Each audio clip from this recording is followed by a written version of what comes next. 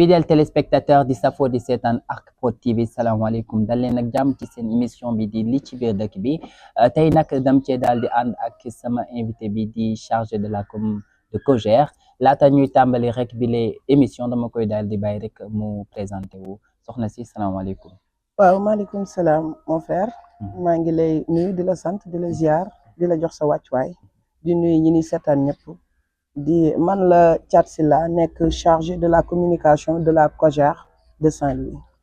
Thiat nag ci bile émission dañuy daal di waxtaanee ci xew-xewu campagne bi ci première point bi nga xam ne la ñu war a waxtaanee moom mooy les transhumants yi nga xam ne ñoom ñooy jugee ci yenn mouvement yi dem ci opposition bi nan nga gisee loolu. waaw comme ni ñu koy waxee à chaque fois politique ku nekk ak sa principe. am na ñoo xam ne dañ ciy dem ak ngor dem ci ak fula dem ci ak jom mais li ma jaaxal dafa am loo wax da nga ni ñuy jóge ci parti au pouvoir dem ci nu mu tudd ci opposition.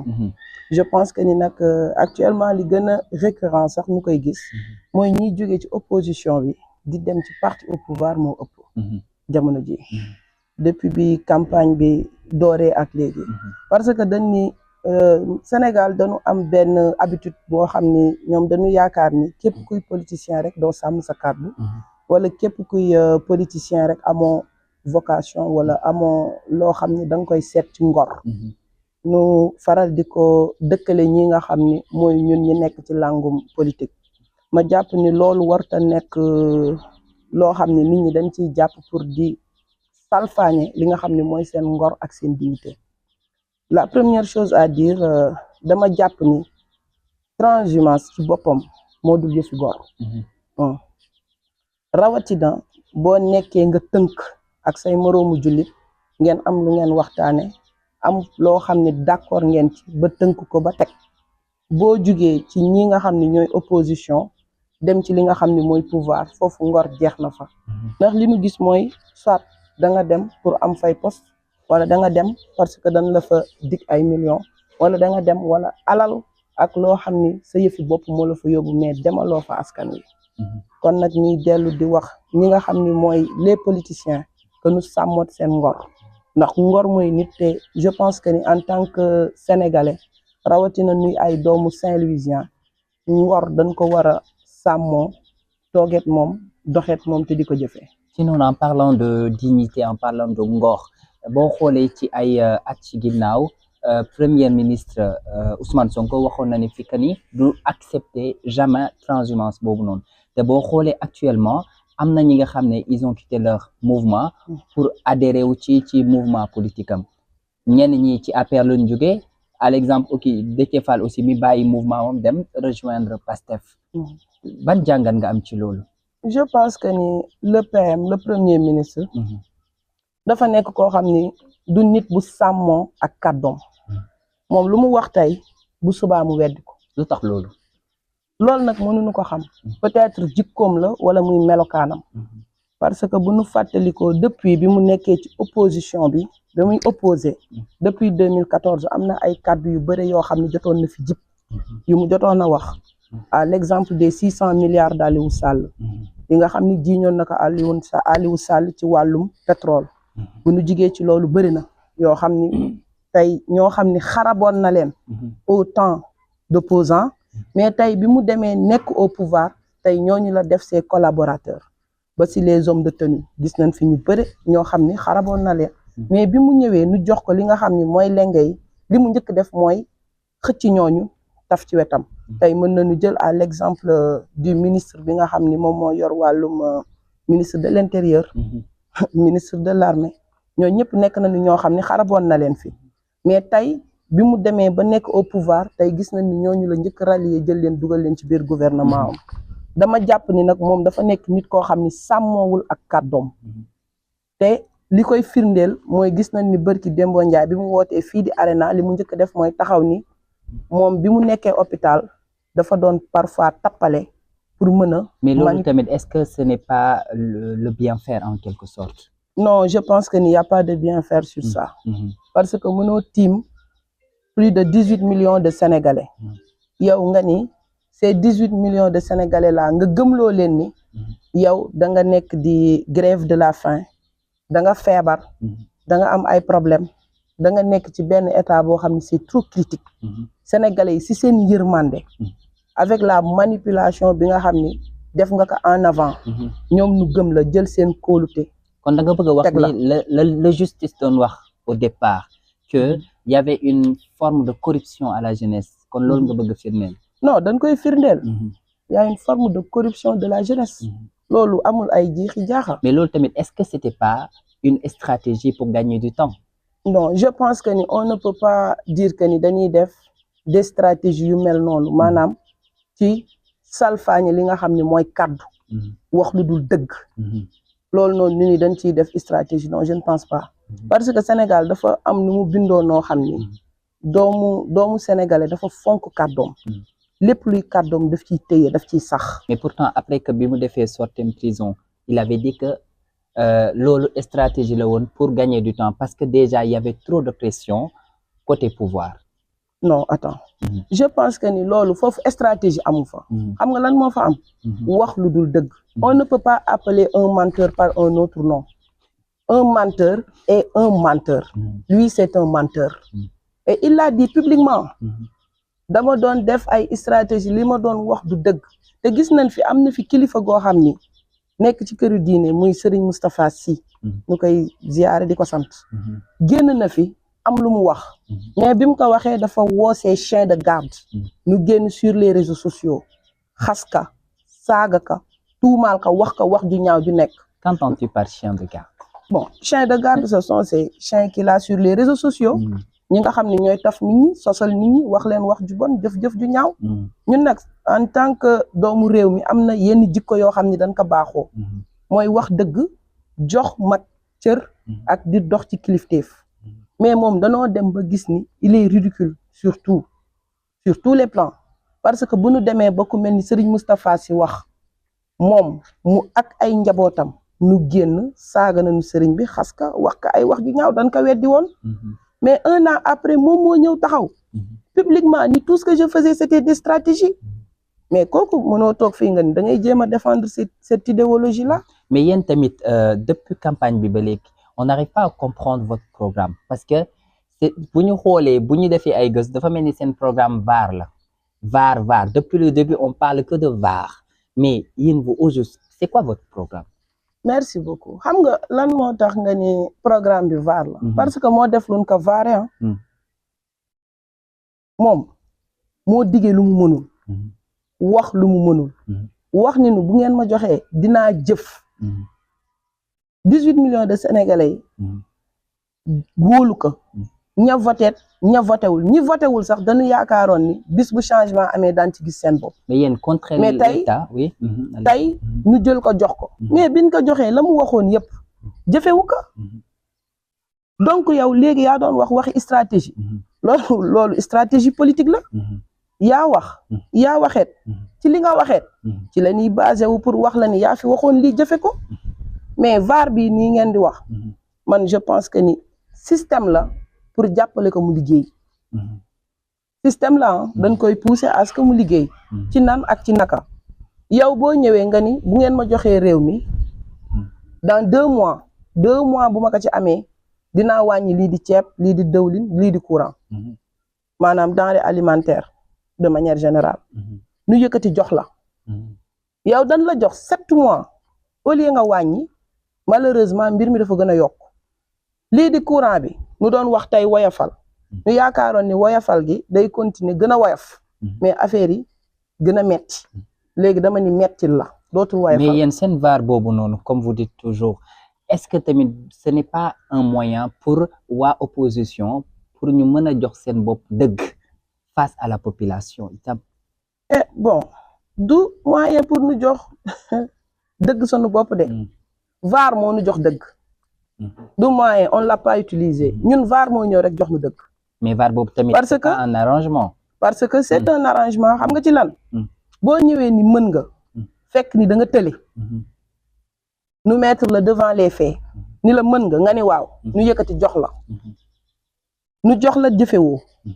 wane woo. tegoo lu leer.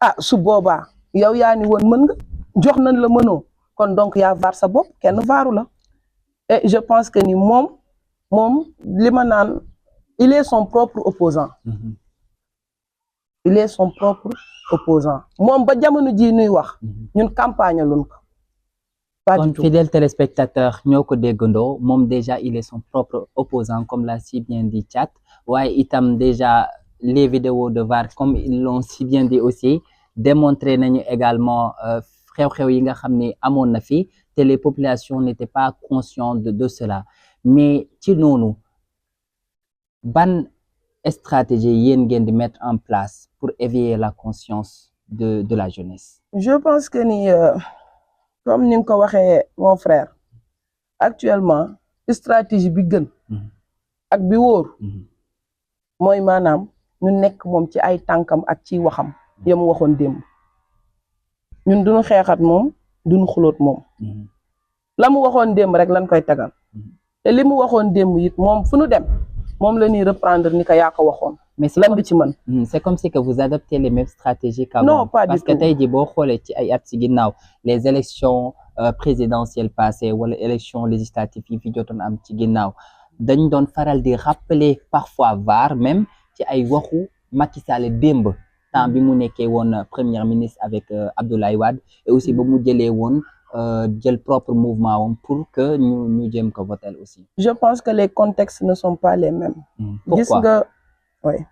Gis nga dafa am loo xam ni boo jëlee tey Macky Sall nga di ko tolloo leet kii fi ne. Pourquoi? Man dama la naan non mais arrête. Macky Sall non pas du tout. Macky Sall fi mu jaar lépp. Il a été conseil municipal. Il a été maire. Macky Sall il a été ministre. Avant même d'être ministre il a été directeur. Il a été ministre. Il a été premier ministre. Il a été président de l'Assemblée nationale. Avant d'être un président de la République. Tey kooku boo ko bëggee jël nga ni da nga koy tolloole wala da nga koy yamaleet koo xam ni génnewul lu dul ENAM dem nu mu tuddati dem administration. def fa 15 ans. impôt et domaine def fa 15 ans. génn. par des mensonges. yoo xam ni maanaam da doon génne ay secret. mais aussi il était un opposant de taille. moom laa wax. avant d'être un opposant de taille. lan moo tax mu génn. biir impôt et domaine laa wax. mooy maanaam il faisait des révélations sur des secrets d'État. Ouais, mais des aussi secrets il y avait une mauvaise gestion de l'argent. Ça aussi c'est à tenir compte. mani nit ci loo ne sutura daf ci baax. te jikko jooju mu adopté woon biir impôt et domaine. jikko jooju moom la adopté biir opposition. te nag li gën a yées mooy ba mu génnee sax opposition da doon yàq ay deru jàmbur. di sosal ay nit. di wàññi ay milliards yoo xam ni il n'a jamais vu ces milliards là. di wax ay compte yoo xam ni nee na xaalisam fa diwa ko moom te ban ko joxee état mu yore tout entre ses mains. war a mën a tëj. war a mën a woote war a mën a def ses enquêtes pour que ñi mu wax ni dañu sàcc alalu réew mi nu génne ko on est à 7 mois du benn bu mu ci def te nag li may wax rek meilleure arme bi nu mën a utiliser mooy moom moo toogoon j'emprunte ses mots ses propres mots moo toogoon ni état gouvernement kenn du ko jox majorité à l'Assemblée nationale il faut une cohabitation entre l'opposition et le gouvernement. Comme que nag moom moo emprunté woon ces mots là moo ko waxoon en 2022 législative 2022 moom la wëree Sénégal yëpp campagne léegi nag loolu rek lañ koy indilaat wax ka ni loolu mu waxoon lépp lu mu mës a wax nekkul dëgg mais boobu moom dëgg la et il doit l'adopter mooy maanaam dafa war a d'accord ni moom moo ni woon Assemblée nationale il faut ngeen jox ko opposition bi ñuy mën di saytu ak di saytuwaat loi ya fay jaar. mais loolu tamit bu fekkee tey boo xoolee lu tax ñoom mënuñu bàyyi opposition avoir une certaine majorité. boobaa ñoom duñu mën a liggéey. déjà aussi loi yi nga xam ne bëgg nañ ko dëgmal aussi les différents arrêtés du mën a passer. ça aussi c'est à tenir compte. bon léegi. moom li mu wax nii dafa soxla li nga xam ne mooy Assemblée nationale muy le pouvoir législatives pour mën a doxal ces plans d'action mais tey loolu moom bi mu nekkee à l'opposition lan moo taxoon mënul woon tenir ce même discours c'est parce que il est faux. Il y a pas, on ne doit pas chercher de midi à 14h. Mais tu me laisses continuer. est-ce que aussi c'était pas les circonstances aussi qui l'ont poussé à dire cela? Non, pas du tout. Il n'y a pas de circonstances. Un État est un État. Un État ne peut être qu'un État. Mënoo ñëw nga wax ji wax ñu yëkkati jox la nga ñëw wax son contraire. li ma waxoon léegi rek moom laa lay wax. Assemblée nationale kenn du ko jox parti au pouvoir moo ko waxoon da nga koy jox ñii di opposition lu mën di saytu li nga xam ni moom la gouvernement di doxal ngir réew mi comme que nag dañuy jox assemblée nationale moom moo ko waxoon nan ko jox opposition ñun ci tànk yooyu la nekk ñun jeunesse su Sénégal on est bien conscient que ni ñoom dañu limité wu boo déggee dañu limité wu ils n'ont pas l'expérience le charisme mais aussi le savoir-faire qu'il faut. nga yaakaar ne tey jii nii bu ñu bàyyee tey opposition bi surtout votre leader Macky Sall mu ñëwaat nekk à la tête tey jii nii et qu'il y ait une majorité vu les circonstances et aussi vu aussi problème yi nga xam ne amoon na fi ci Sénégal avant qu'il quitte le pouvoir nga yaakaar ne tey jii nii état bi fi nekk vous allez pas le contrer? Je pense que problème yooyu ngay wax yëpp moom moo ko woote woon moom mi fi nekk tey moom moo ni woon nanu génn xeex moo woote woon à la violence Macky il n'a jamais tenu ces genres de propos nanu génn taal nanu génn lakk nanu génn yàq ngir ma jot ci pouvoir il n'a jamais tenu ces propos mais moom moo ñëw indi fi cette méthodologie de politique là moom moo ñëw instauré fi loolu kon nag tey bu ne Macky bu ñëwee Macky ñëpp xam nañ nitu jàmm la et aussi ñuy saluer bilan bi nga xam ne daf ko fi wàcc mu nekk bilan boo xam ne man leer na ma leer yàlla ni d'ici 50 ans ñii buñ leen mayoon 50 ans nu toog fi mais on dit souvent que moom bandi cerveau la parce que tey jii nii même bu fekkee du waxkat même bu fekkee c'est une personne bi nga xam ne silence lay demee mais il est stratégique il a toujours une idée derrière.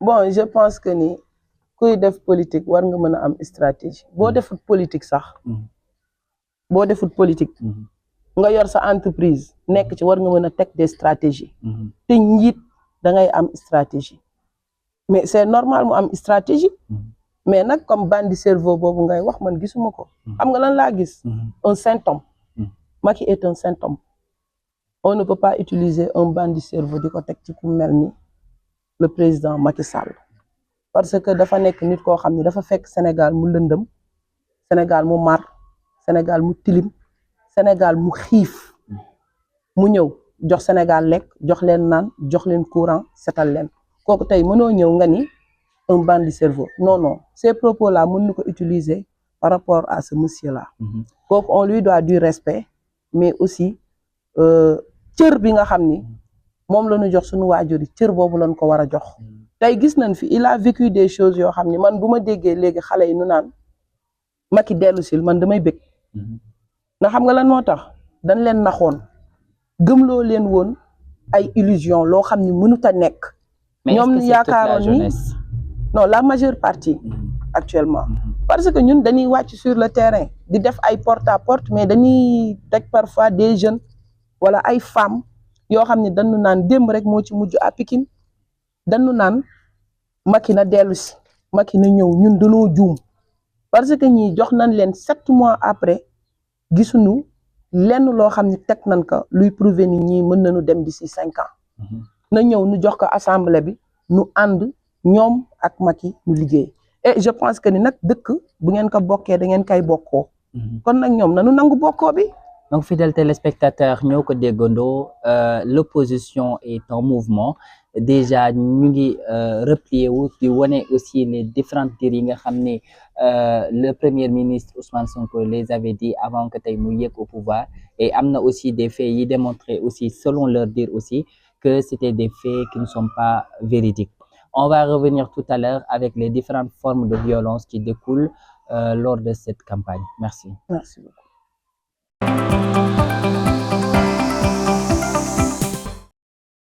kon fidèle téléspectateur balaa ñuy tàmbaliwaat deuxième point bi nga xam ne moom mooy ñu wax ci violence yi ak investiture bi nga xam ne dëppoo na ci Pastef dañuy daal di ñëwaat caat ci seen programme parce que tey jii nii depuis lors on parle de programme mais yéen maa ngi la koy wax depuis ce matin yaa ngi wax VAR mais les gens ont tendance à dire que yéen votre parti yéen vous voulez aller à l'Assemblée pour que ngeen def comme une partie politique en fait c'est comme présidentielle non à l'Assemblée générale yéen lan ngeen ñu mën a wax ci loolu noonu. Bon je pense que loolu wax sa lu la neex la rek. parce que ñoo xam ni ils ont été dans le pouvoir 12 ans. te bi nekkee pouvoir je pense que de nous prouver. tey loo boo jëlee lu mel ni PSE. mu nekk programme bi nga xam ni. On peut dire que ni en Afrique de l'Ouest gisuñu programme bu ko gën tey bu ñu toogee nii ñii di opposition bi wala ñii di waa APR wala ñii di ex Benno Bokk Yaakaar amuñu programme danoo bëgg dem Assemblée nationale pour xiiroo xaaroo wala pour xuloo pour non je dis ñett à ça parce que ñoo xam ni liggéey lañ leen xameel même biñ leen di xeex di leen créer di leen sosal dans une vaste manipulation terrain de manipulation ñoom ils ont pu prouver que ni dañu yor programme mu nekk PSE nu doxal ko 12 ans nu gis ni y a des politiques yoo xam ni des politiques sociales des politiques économiques judiciaires yoo xam ni teg nañ ko fi ñooñu mënoo ñëw ni tey amuñu programme wala dañu bëgg dem assemblée pour xiiroo xaaroo non ñii dama ni cette opposition là buñ demee assemblée nationale mooy ñi nga xam ni tey loi yu bëre yoo xam ni population bi ñi ngi xalaat ni ñii fi nekk dañ ko fay dugal voté ko wala dañ koy valider ñoom mën nañ ci teg tànk benn ci bi may njëkk wax mu mel ni wàllum homosexualité tey gis nañ nu gouvernement bi nga xam ni ñoo fi toog biñ ne teel li nu njëkk def mooy recevoir des homosexuels fii nga xam ni mooy palais de la République ñu ni déedwaay ñu dugg fi nga xam ni mooy temple du savoir bi gën a mag ci Sénégal muy université Cheikh Anta Diop de Dakar recevoir fa tubaab boo xam ne dafa taxaw ni leen je suis le premier législateur français boo xam ne taxaw na Assemblée nationale bu France voté def fa proposition de loi sur l'homosexualité. Mais le premier ministre n'est pas d'accord de cette situation. Non mais attends boo nee le premier ministre n'est pas d'accord de cette situation dama la naan demal nga wuti Larousse nga xool tolérance mooy lan. Lorsqu'on tolère quelque chose, cela veut dire... Est-ce qu'il voulait dire tolérance ci cadre boobu noonu ci wàllu non on ne peut pas foofu on ne peut pas nous parler de contextualité non pas du tout il a dit que ñun toléré nañu góor jigéen et nous ne tolérons pas góor jigéen yow mii mon frère boo amoon tey doom mu xëy nga gis que muy musóoru di tàccu di way li nga njëkk def mooy xëcc sa ceinture doom bu góor dugal ko ci biir nekk tóor kon yow nangu woo homosexualité tey boo génnoon fii si koñ bi gis sa benn dëkkandoo muy def li nga xam ni mooy ay manière jigéen wala am yenn accoutrement yi yow sa bopp da nga koy iñaani nuyu ndax da nga naan góor jigéen la. mais ci say propos tout à l'heure tey ñu gis fu mel ni Kaolack sulli nañ fi un soi-disant nu ni góor jigéen la un soi-disant góor jigéen nu sulli ka taal tey nga bëgg ñëw taxaw devant 18 millions de Sénégalais ni ñun dañu tolérer góor jigéen góor jigéen toléré wuñ ko te duñ ko mës a toléré nit nag looy toléré mooy loo xam ni d'accord nga approuvé nga pour nu di ko def l'homosexualité n'est pas tolérée au Sénégal. mais même aussi seen président Macky Sall aussi bi mu fi nekkee woon amoon na aussi les mêmes tuuma que tuuma yi nga xam ne yéen a ngi koy def ci Ousmane Sonko. le président Macky Sall biñ ko tuumaale loolu dafa dem ba ca tubaab ya ni leen ñun dañu am suñu ay valeurs. mais ils étaient là am lu nu gëm. attends am lu nu gëm. lii di l'homosexualité. ñun xamuñu ko jëfewuñ ko te duñ ci dox te bokkuma ci ñi nga xam ni dañ koy dëggal ci mim réew. il a dit ñett et c'est cette même réponse là qu'on attendait venant de celui ki nga xam ni 2022 muy sa PM là. man li ma koy woowee sax mooy bon le petit menteur. ce PM là dafa taxawoon ni nu l'homosexualité bis bu ma jotee ci assemblée nationale li may njëkk def mooy dugal loi bu koy criminaliser toog na fa ba nu tas assemblée nationale te criminal dugalul loi bu koy criminaliser. ci noonu aussi yéen yaa ngi may wax tout à l'heure ci say cadre tu as parlé de PSE donc PSE buñ ko xoolee c'est le plan Sénégal émergent bokkoon na ci li nga xam ne moom mooy programme présidentiel kon yéen APR vous avez un programme présidentiel non un programme pour l'Assemblée générale nationale, excusez-moi. Da nga me demander je t'ai donné un exemple je Mais t'ai votre dit que programme ni c'est quoi? je t'ai dit que ni gis nga mon frère lu simple laa lay wax ñun dañoo miin li nga xam ni mooy état miin li nga xam ni mooy assemblée nationale xam na muy doxe dañ ni ñoom yor nañu ñoom parti au pouvoir gis nga parti au pouvoir défendre ko yombut ñoom yor nañu programme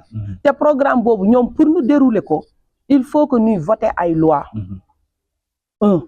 pour mën a dérouler ces programmes là mais tey loi yooyu ñuy voter dañ koy voter ngir askan wi ndax lépp luñ ci defit ci askan wi lay reposer. kon yéen seen programme c'est pour contrer l'État en quelque sorte. non pas du tout tey ñoom programme lu nu mën a dugal loi bu nu mën a dugal bu fekkee ni loi bii dugal nañ ko te arrangé wul ñii di sénégalais yi ñun nu mën ci am mainmise ni leen lii kat bu ngeen ko defee arrangé wul la population bu dee arrangé na la population on le vote.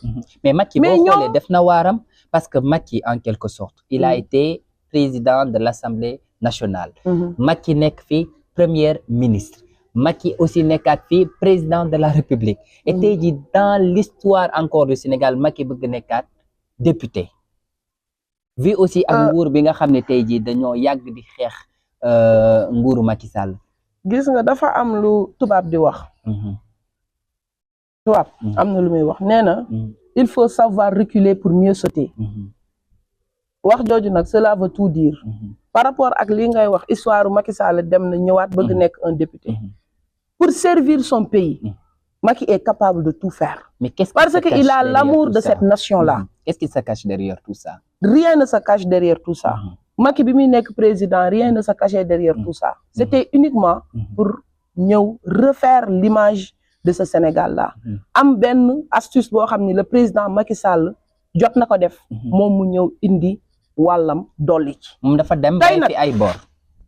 dafa dem bàyyi fi ay bor.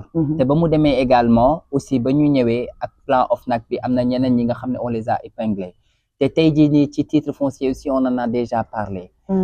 ci noonu est-ce que tamit ce n'est pas un moyen pour lui mu ñëwaat pour mën a laver boppam par rapport à ces formes de situation. je pense que il n'a pas besoin de se laver. ndax xam nga lan moo tax. koo xam ni mosoo wax loo xam ni dañ naan dëgg la. boo waxee say wax jarut a gëm. te nag yàlla xam na ni sénégalais il commence à comprendre que ni ce petit menteur là il n'a jamais dit la vérité et il ne le dira jamais. moom mënul tilimal ko yàlla setal. Macky Sall le président Macky Sall yàllaa ko setal. yàllaa ko defar. mais may jóge foofu may jóge foofu dafa am lu am importance. loo xam ni laaj nga ma ko sànq. muy par rapport ak li nga xam ni mooy ñëwaatu le président Macky Sall. le président Macky Sall c'est un Sénégalais. fi la dëkk. fi la soqeekoo mais lan mooy tax ak kan mooy tax ba du ñëwaat. léegi nag wax nga ko nee nga dañ ko jiiñ dañ ko tilimal dañ ko setal waaye léegi nag bu ñëwut. wala mu génne loxoom ci gestion étatique bu Sénégal.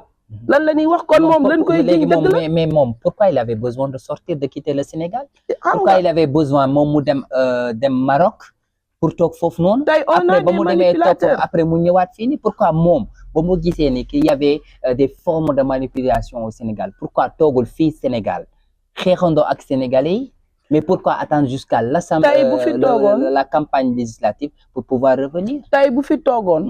cere ji wujjëm di araw. bu amee suuf nu ni moo ko ci këpp. nanu waxante dëgg. donc bu demul woon en quelque sorte. bu demul woon bàyyi leen nu doxal sénégalais yi gisal seen bopp. nu ni cere wujjëm bi moom moo ci sotti suuf.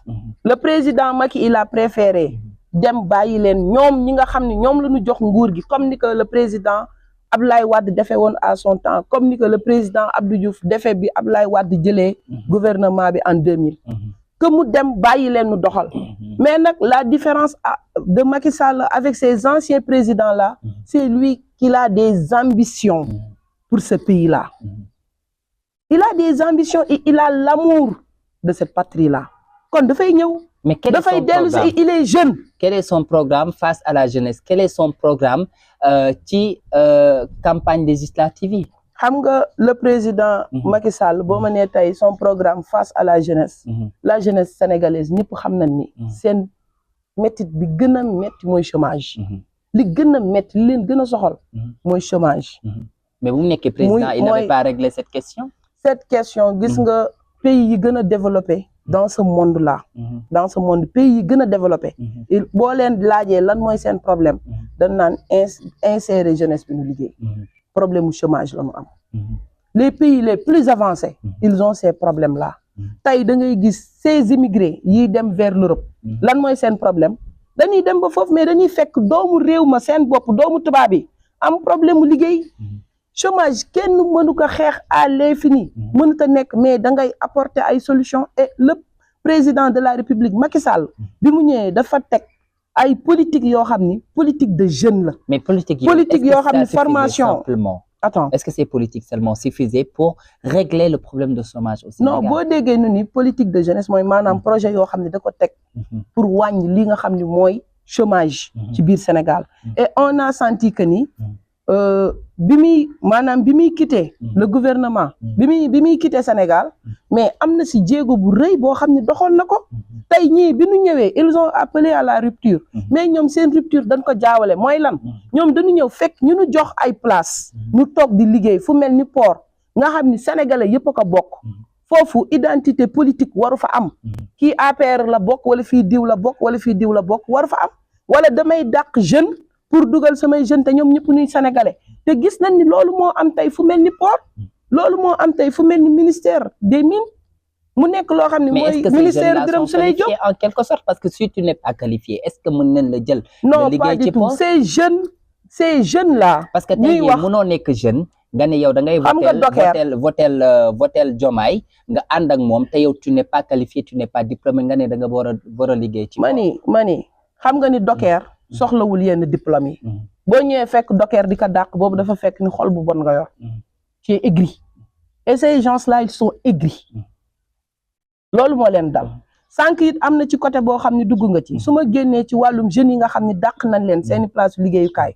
mu nekk lu ñuy méttitlu le président Macky Sall bi mu ñëwee fekkul ñu fi Abdoulaye Wade teg mu dàq leen defu ko au contraire dafa ñëw gën leen dooleel bàyyi leen seen place ñuy liggéey sànq nag am na loo wax loo xam ne dama ko sote woon dama ciy dellu si muy côté nu mu tudd endettement nga ni le pays est endetté les États-Unis première puissance mondiale ñooñu li ñu yor si bor ñun dañu yor xaajaatam yoruñu ko un pays pour le développer on est obligé de tendre la main à d'autres organisations à d'autres pays. Mais l'État avait le pouvoir de changer le contexte pour mën a woyofal ñi nga xam ne ñoom ñoo fi ñëw après. xam nga tey mooy li nga xam ne ñii fi ne waxoon nañ ko ak ni Sénégal war na mën a dunde ay ressources am mais tey boo amee pétrole am or te amoo matériel yi war pour nga exploiter ko mais tu es dans l'obligation d'aller tendre la main signer ay contrat avec d'autres organisations ñu ñëw exploiter ko te ñoom pourtant bi ñuy ñëw dañ ni woon mbay mi mën na dundal sénégalais yi or bi mën nañ ci dund pétrole bi mën nañ ci dund xaaral rek may ma pétrole bi buñ ko jaayee jeunes yi jaratul ngeen di liggéey kenn ku nekk daan la jox 100 000 francs par fin du mois bari nii ñu ni ña nga jam ñaajo Macky Sall mi ngi ngat ci baril yi di ko yóbbu di ko jaay tey première baril si ñoom maanaam li ma lay wax ni la yàlla du àndat kuy fen première baril si ñoom seen gouvernement lañ ko ngacce tout ça mu nekk ay aspects yoo xam ne ay aspects mensongers la léegi yooyu nu ni duñ ko wax mais dañ koy wax. Mais le retour comeback la ñuy wax le retour de Macky Sall est-ce que ce n'est pas quelque part pour rectifier le tir xam nga tey par exemple tey bi mu fi nekk woon dañ doon wax Macky dafa doy on veut que Macky mu dem le pays va mal le pays souffre mais est-ce que tey le fait que Macky ñëwaat ce n'est pas pour rectifier le tir te tey PSE bi nga wax nii est-ce que tamit li nga xam ne moom bàyyi woon nag fi est-ce que ce n'est pas aussi ces formes de situation tey moo ko poussé tey moom mën a ñëwaat. xam nga déjà PSE bi ngay wax sax ñii dañ ko bàyyiwul. ñii baobab bi nu teg racine bi mooy PSE ci la ñu tànke nii de ci PSE la ñu tànke nii copie collé rek la ñu def que présenté woon PSE moo ñëw présenté bii la ñu waxoon aspect axe ya nga xam ne moom lañ développé ci PSE bi ñu ñëwee seen garab gii bi ñu ko tegee moom lañ fa fekk xam nga lan moo fi am modifié amu fi de boo xoolee ñoom seen wax yëpp duñ ni modifié wala ñu ni rupture xam nga lan la ñuy wax nanu dolli maanaam ñoom liñ fi fekk boo xoolee li Macky defoon nanu dolli rek la ñuy utiliser renforcer renforcer renforcer. mais c'était les mêmes choses c'était les mêmes dires ci ay at ci ginnaaw yi nga xam ne Macky moo ngi ko doon wax ci président Abdoulaye Wade te tey boo xoolee Macky ba mu nekkee woon au pouvoir Karim Wade tamit jiiñoon nañ ko fi xaalis bi nga xam ne dañ ne waxoon moom moo ko fi sàcc et cetera tey jii ni ay procès découlé mais tey APR moo ñëwaat ànd ak ki nga xam ne moom mooy PDS mais qu'est-ce qui se trame derrière? Bon, c'est la famille de Wade qui se retrouve rek fii amul leneen lu ñu fiy wax. ok ce sont les démocrates. danoo toll ci phase boo xam ni. mais pourquoi cette forme de démocratie defuñu ko woon ba Macky nekkee woon. ce sont les démocrates pas la démocratie mais plutôt ce sont des démocrates. qui se retrouvent c'est la famille de Wade. tey gaal gi bu demee bay soox. nu xam ni kat bu nu boolee sa doole. sama doole ak doole ñi ni seetaan. gaal gi dina taxaw du dig. dañuy boole lépp teg pour gaal gi taxaw. ce ne sont pas des intérêts personnels qui regroupent cette intercoalition là. du ay intérêt personnel. c'est l'intérêt de ce pays. le Sénégal là on doit sauver le fait que Macky on doit sauver le PDS bi nga xam ne c'est presque inexistant. dina tax tey ñu mën a relancer. le PDS n'a jamais été inexistant. si le PDS était inexistant. Diomaye du bàyyi le président Diomaye autant pour moi du bàyyi à quelques jours des élections mu raam nànk def ay kawasam yu weex ak sabadooram dem seeti le président Ablaye Wade def tout tokk kasketam. kon donc le PDS n'est pas inexistant. le PDS est un parti politique. boo xam ne dafa am base. am na des partisans de PDS yi nga xam ne ils sont pas d'accord de cette situation. waa APR aussi am na ñi nga xam ne dañoo ñaawlu aussi le fait que waa APR tamit dem di rallier wu ak waa PDS. ma ni waa APR mënuñu bañ. benn élément APR du bañ. Macky Sall dellu ci keppaaru baayam muy le président Macky Sall. muy le président Ablaye Wade autant pour moi. te képp koo xam ni da nga ni yow. intercoalition boobu. nga ni yow da ngay def politique. ngir sa réew. te nga ni intercoalition boobu doo si dugg pour sauver navire bi. yow xamal ni intérêt réew mi taxul a jug sa intérêt poche moo la tax a jug tu veux être dans le gouvernement primer pour le gouvernement am fa dara entre parenthèses am na sànq loo xam ni dañ ko sauté parce que da nga ma ci posé woon question mais delloo ma si muy le cas de Déthié Fall mu nekk nag koo xam ni man dama ni moom mooy Alaaji Gàcce Fall kooku dafa nekk maanaam c'est des genres de personnes yoo xam ni dañu war a nekk une race boo xam ni dañ leen war a éliminer dans ce pays-là.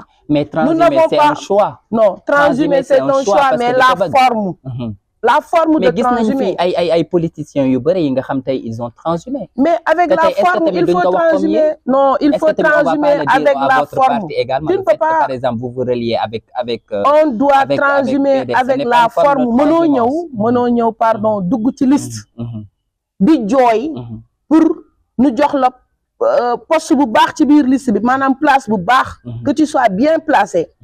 ñu yëkkati Pape Djibril Fall jël place am jox la ko. parce que yow présidentiel la Pape Djibril Fall amoo ko. nga jooy Barthélémy l'a dit il a pleuré pour ñu jox ko li nga xam ni mooy place boobu tey nga occupé ko nga toog créer le mot sàmm sa kaddu yow même pas 2 semaines nga ñëw sàllar ñi sa kaddu mais kooku léegi yéen boo leenu nee. kooku noonu muy Alaaji Gàcce Fall moomu ngeen ni des transhumants ce sont des transhumants il y a des formes de transhumé nit mais transhumance mais fépp la tey bu ñu demee bañ ñee PDS mais avec la manière dañoo fusionné déggoo li ma la wax avec la manière une forme de transhumance avec la manière mënoo ñëw ba dugg ci liste ñu jox la position bu baax nga toog mu neex macha allah ba ñu commencé les élections ba liste yi dugg ba nu valider nga war say moroomu nawle il pouvait transhumer mais na bàyyi sax ba élection yi jàll wala avant léegi avant ñu terminer bi les émissions parce que on vient de me signaler que c'est l'heure mais lan nga ñu mën a wax si les formes de violence yi nga xam ne ñu ngi découler ci campagne électorale bi mooy campagne législative. Forme de violence yi on a l'exemple de actuellement ce qui se passe à Koungheul. L'honorable Fanta. Actuellement je pense que ni elle est en garde à vue. mu nekk loo xam ni dañ koy ñaawlu. ndax mënoo nga ni yow da ngay dem Koungheul. honorable Fanta dajale képp kuy ay jeune ma ki ay nitam. nu toog seen permanence. mais est-ce que def na ko ci yoon. attends nu toog seen permanence. yéen ngeen ñëw fekk leen seeni permanence les vidéos sont là. dóor leen.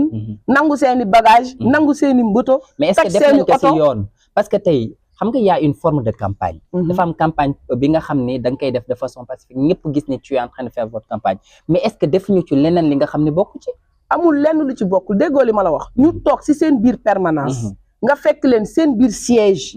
saccagé dóor jël seeni jaasi nu gis les vidéos nu yore ay armes à feu ak ay armes blanches loolu mënoo ko weddi. kon yéen da ngeen bëgg a dëkkal les nervis d'avant yi nga xam ne ñu ngi ko doon wax ci parti au pouvoir.